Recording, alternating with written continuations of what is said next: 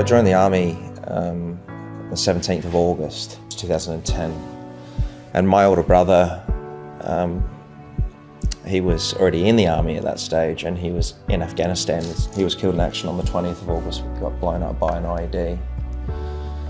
But, you know, I still, I guess, joined essentially with the right intentions, and still went through with my career and deployed myself to East Timor and Afghanistan, and was in the same battalion as Tom, and just tried to do the best, be the best soldier that I could, and tried to make him proud. And then my younger brother decided to join as well, and he replaced me in Afghanistan, and that was quite difficult for me because you know, losing one brother in Afghanistan and then having your only other brother in Afghanistan as well, just being back here in Australia, just thinking, you know, if I was to lose another brother and my only other living brother, you know, just couldn't get that concept out of my head.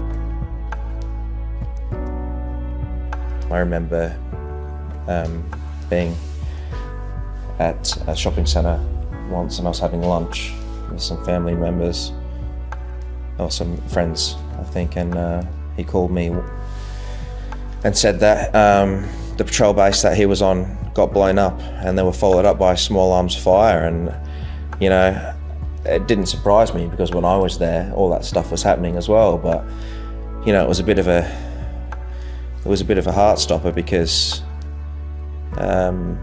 you know, it really just brought it back to reality that, you know, it's not fun and games over there. You know, he was a lower rank than me at the time as well, and he was amongst the most dangerous parts of it. So it was quite worrying for me, and I just wanted him to get home. So yeah, he made it home. Yeah,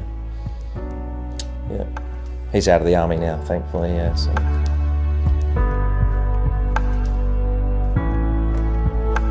If I have a little bit of a lapse or downtime, that's when, you know, or at night time when I'm about to switch off, that's when it comes back to me, all those things that I don't like to think about. Yeah. At least over a decade, I went through a bit of a bad phase. I was masking my emotions with the abuse of alcohol, and one of the symptoms of post-traumatic stress disorder is avoidance, and I guess I was doing that subconsciously. It was quite challenging, and I guess just the build-up just led me to, you know, seeking medical help and psychiatric help. My first psychologist, she came and she proposed that I get an assistance dog because I don't have any dependents. So it was her way of initiating some responsibility in my life to stop me from going down that path of, I guess, reckless behaviour.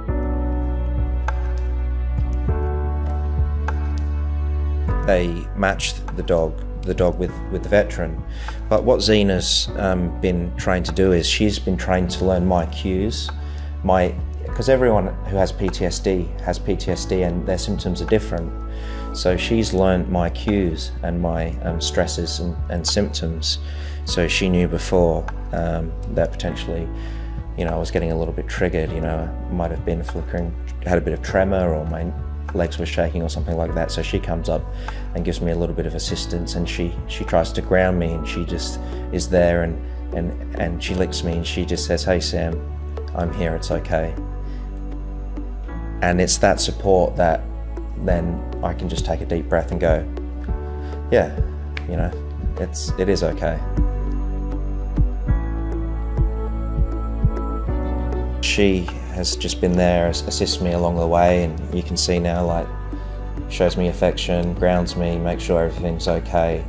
So when I'm feeling uncomfortable, you know, she supports me and, you know, just reiterates that everything's okay. So it just allows me to be able to do more in life, and basically just gives me a better quality of life. A lot of people with PTSD don't necessarily like to talk or communicate about their clinical symptoms or maybe their experiences, and a lot of soldiers still to this day are doing that. So I like to say the best thing about having an assistance dog, and especially for someone like me who doesn't have any dependents, you know, I don't have a partner or any kids or anything, I live by myself, is, you know, and I don't necessarily like to talk about, you know, my experiences or PTSD, but it's just having a presence, and that in itself is key. Having that presence there and having Zena there and that responsibility is just beyond something, you know, it's beyond imaginable, because it stops me from relapsing, turning to a bottle of scotch, which I used to do before. I haven't touched, you know, I haven't gone down that path since I was discharged from hospital, because I know that she's always going to be there for me, but I also don't want to let her down at the same time. I'm doing an undergraduate degree in podiatry at UniSA with an ambition to go on and do surgery. No one in my family's ever even been accepted into university, and I felt just amazing, and it makes me feel great that I'm going down this path to help people, because it's basically for me, I feel like it's a 180, you know, going from the army and being in infantry, you know, being on operations in Afghanistan and East Timor, and then, you know, my ambition to be a doctor in podiatric surgery is just something that I'm so looking forward to, and I'm really looking forward to helping out members of the community and continuously giving back. I'm still going good. I'm getting good grades, and I'm still looking forward and kicking goals at the moment. So, yeah, good days and bad days, but you've got to try and have your mind in the right place, and just try and think positively.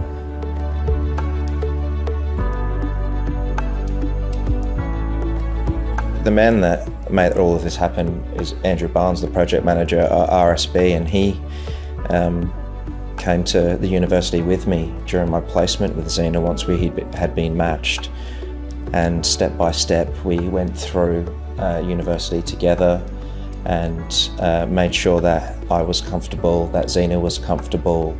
Department of Veteran Affairs have definitely been helpful. I'd like to thank RSB and all of the people that donate money to RSB, because it helps people like myself and other veterans out who are struggling out there. And it really does help, and it makes a huge difference, so I appreciate it. Thank you. Look at her sitting so proud. Have you seen this, Andrew? She's sitting there just so proud. Andrew, sitting here like so proud.